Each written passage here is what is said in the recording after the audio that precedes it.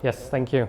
Yeah, I'm going to do a talk this evening about my favorite subject, blockchain engineering, where we're at and what advancements are coming in the way of tech and how that'll lead to onboarding a new wave of users in the industry. So just about me, so my name is Vince. As Andy said, I've been coming to the meetup for a period of time. I was originally born in South Africa and grew up in the UK. I discovered crypto and Ethereum in 2017, and immediately the various aspects of blockchain, digital scarcity, certificates of authenticity, that all really clicked with me on many levels. And especially because I was studying computer science at the time at Lancaster University. So for me, it was an industry that I knew that I wanted to get into. I knew I wanted to build smart contracts and Web3 products. So I set up my own business in 2019, and I've been doing this professionally since then. So I wanted to flash back first to the start of this year. Crypto Twitter was on the edge of its seat. Will they approve the Bitcoin ETF? Won't they approve the Bitcoin ETF? And I've got Larry Fink on the screen because normally when BlackRock throw their hat into the mix, they weren't the first to propose a Bitcoin ETF. When they throw their hat into the mix, it's normally a good thing because they've only had one SEC rejection in their time. So it's a very good track record. But I wanted to look at things from two perspectives. Why Crypto Twitter is interested in the Bitcoin ETF and why BlackRock is interested. So for Crypto Twitter, it's like, will Bitcoin go to 100K? Will it go to 200K? Is October finally here? Maybe, well, finally. But I did this a few days ago, so I had a Trump meme in there, right? And things in the space move way too quickly. But what really is interesting for me is what the ETF represents. There's clearly plenty of pent-up demand and interest in the crypto space, but people don't want to set up a mnemonic or a seed and write down 12 words, 24 words, put millions of dollars onto that. They just don't want it. They want their boomer interface so that they can use their bank accounts and invest in crypto. And it's been the most successful ETF of all time, but it represents a use of old technology to allow people to invest in the space. So I think it's a really good way of looking at how we can onboard more users into the space. And Larry Fink had an interview earlier on this year as well, around the time of the Bitcoin ETF approval, talking about how everything will be tokenized, which is trillions of dollars of assets. It will bring more accountability to the financial world. It'll improve settlement and make things cheaper. And they want to clearly, BlackRock and others want to be part of this new financial system, and they're just dipping their toes in. But they need a few components in place before they can fully transition the system. So one of the most successful use cases for crypto so far has been stablecoins, especially USDC. The first successful stablecoin was really Maker in 2018 with a single collateral dime. And it's obviously moved on to this, where you have a dollar in a bank account somewhere that's represented on chain. And it's become so big that stablecoins represent, they are the 10th largest holder of treasuries in the world. So they are the friends of the US government. And that's why Circle announced they're going to the top of One World Trade Center. Behind the scenes, Coinbase is playing a really critical role with the technology that they have developed at the Coinbase exchange. They are the custodian for the majority of the Bitcoin ETFs, and they quietly sit in the background and deliver the software engineering that is needed to make those ETFs successful, which is good for the US, as in they are useful in that jurisdiction. They operate in other jurisdictions as well. But this is where it gets interesting in terms of if you want to scale beyond or transcend borders, how do you create financial applications that can reach more users? So Coinbase have got their approach to things, which is base the layer 2 on top of Ethereum. So the roll-up centric thesis is playing out at the moment.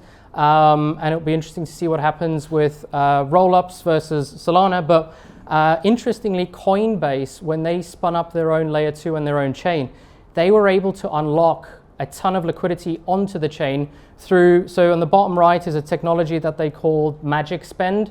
So it allows Coinbase to lock an asset on the Coinbase exchange and make it available for spending instantly on the base blockchain. So they don't have bootstrap or liquidity problems. The other interesting thing is by spinning up a layer 2, they don't have regulatory problems which are associated with deploying your own chain and your own token. Yes, so if you're going to launch your own token, get the proper advice because it can be a real headache. But they don't have to do that because they are using the gas token of ETH. So they don't have to worry about any of that, which is probably why other exchanges are now launching their own layer 2s, which I'll get into a minute. But what's really, really interesting is what Uniswap are doing. So Uniswap are building financial applications that don't have any jurisdictional issues, shall we say, and that's normally one of the biggest problems for apps launching and trying to attract new users. What can they do, what can't they do, what's a security token, what's not. Uniswap is a protocol that can survive without the Uniswap labs that build the protocol. Users can deploy their own liquidity without any permission. They can add, so they can deploy their own liquidity pools, they can add liquidities without permission, they can burn the liquidity tokens and get that liquidity back. And users can trade permissionlessly, even without a front end. So there's a lot of freedom in there, and users maintain the protocol. So users keep the inventory in check.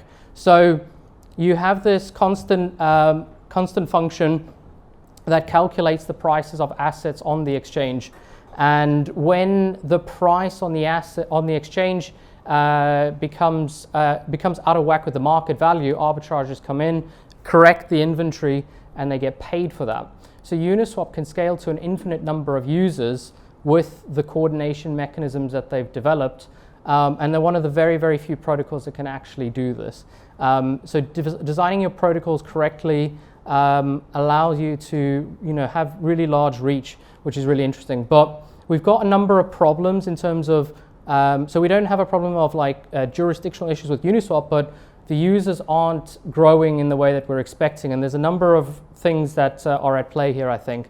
So we have, as I mentioned already, one of the problems we have in the industry is people setting up mnemonics and wallets, and that's not a fun experience for people. It's really easy to lose your crypto.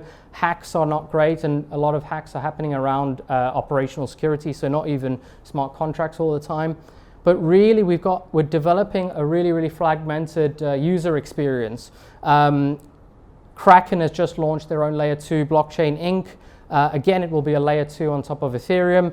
Uniswap are launching their own chain. They're all using the OP stack to be interoperable, and you can move your liquidity around these different chains, but it will become a nightmare to use. If you're deep in the crypto space, it's okay. You can manage your liquidity, keep track of things, roughly speaking. The tools try to keep up of the portfolio as much as possible, but it gets really, really messy, and it's only going to get worse. So what can we do really as an industry? What tech do we have at hand? So one of the things that the industry has is account abstraction. So account abstraction is not a new concept in some blockchains, but with the EVM space, it's been a hot topic of debate for many, many years, and nobody's ever found a solution that the community can agree on. That changes with 7702. That will be deployed, I think, early next year. And what it essentially allows is a wallet to become a smart contract for one transaction. So for one transaction, your account can become a smart contract, and it allows you to spend the tokens in your wallet, for example, without having gas, which has been one of the fundamental problems. Is when you want to onboard your users into crypto, you can give them USDC, but in order for them to spend it, they need the gas token. And that is by design, actually, because ETH launched as a utility token because you need it to make state transitions on the network. So it's been like that for a very long time and started the whole utility craze, but 7702 will make things really, really interesting and easy for some users. So that will be behind the scenes. The other thing that's happening, and you guys will have seen this, so this is fresh off the press, so AI agents endorsing coins now, so Goat is going crazy now, and Brian Armstrong is talking about launch your own token, via an AI agent, and I think some people will probably use an AI agent as an excuse to try get around regulatory issues.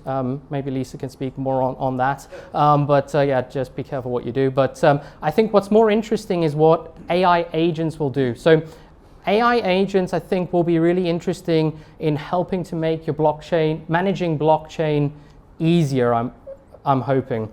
And hopefully that should be AI agents should be used in line with intents. So intents are basically, if you're not aware of them, they are a different way of structuring transactions. Normally transactions are very deterministic. It's very much like do a swap on Uniswap on a specific chain. Remove your liquidity. It's very specific actions that a user does. But with the fragmented user experience we have, jumping between different chains, interacting with different protocols, it can get really messy. Intents are more of a way to say, specify a goal. They're like a partial transaction. And you can say something like, I want to liquidate all of my crypto on all of the chains into a single wallet, which could be a wallet of an exchange.